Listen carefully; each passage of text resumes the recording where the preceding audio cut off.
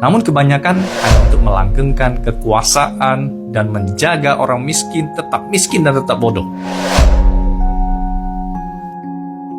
Yang pertama kita bahas adalah level pekerja, yaitu orang-orang yang hanya menggunakan waktunya dan tenaganya itu untuk bekerja dan mendapatkan gaji. Dan seumur hidup mereka ini biasanya akan kesulitan uang, karena gajinya kecil dan memaksa mereka harus tetap giat dan rajin bekerja.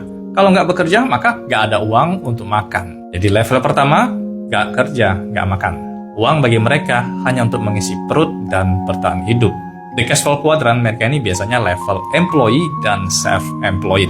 Yang kedua kita bahas adalah level pengusaha. Level di sini adalah orang-orang yang sudah bisa membayar waktu dan tenaga orang lain untuk bekerja dalam bisnis mereka.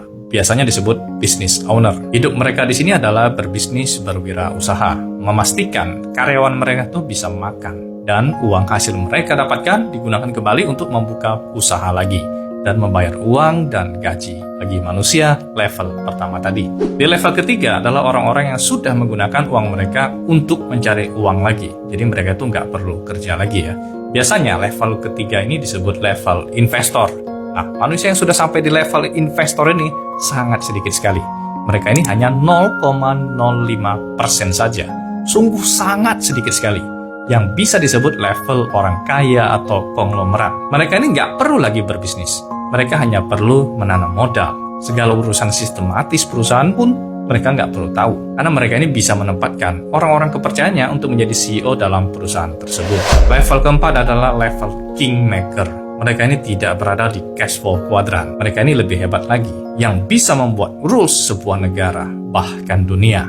Punya power yang begitu luar biasa. Mereka biasanya orang-orang yang sangat berpengaruh dalam masyarakat, memiliki power untuk memanipulasi dan berkonspirasi, dan mendapatkan keuntungan yang sangat luar biasa. Uang bagi mereka itu hanya tools, hanya alat saja untuk mencapai tujuan mereka. Mereka ini biasanya akan menciptakan konflik atau perang, lalu menjual senjata dan pesawat tempur. Mereka inilah yang sebenarnya menciptakan penyakit atau pandemik, lalu menjual alat tes dan vaksinnya. Mereka bisa memanipulasi pergerakan saham, mata uang, dan kripto. Mereka bisa menciptakan konflik atau chaos di sebuah negara yang mereka mau. Mereka bisa memanipulasi segala sesuatu dalam sebuah negara, lalu bisa menempatkan orang-orang mereka dalam negara tersebut yang akan menguruk habis sumber daya alam negara itu. Dan supaya semua planning berjalan lancar dan tidak ketahuan, mereka harus memastikan rakyat di negara itu tetap bodoh, tidak boleh pintar. Karena kalau kita sudah cerdas, kita mungkin akan bersatu untuk merobohkan sistem dunia yang tidak adil ini. Jadi itulah dia 4 level mencari uang.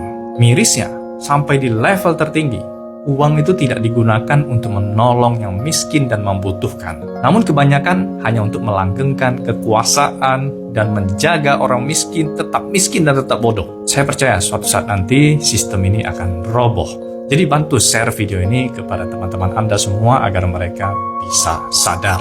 Baik, sukses selalu buat Anda. Terima kasih.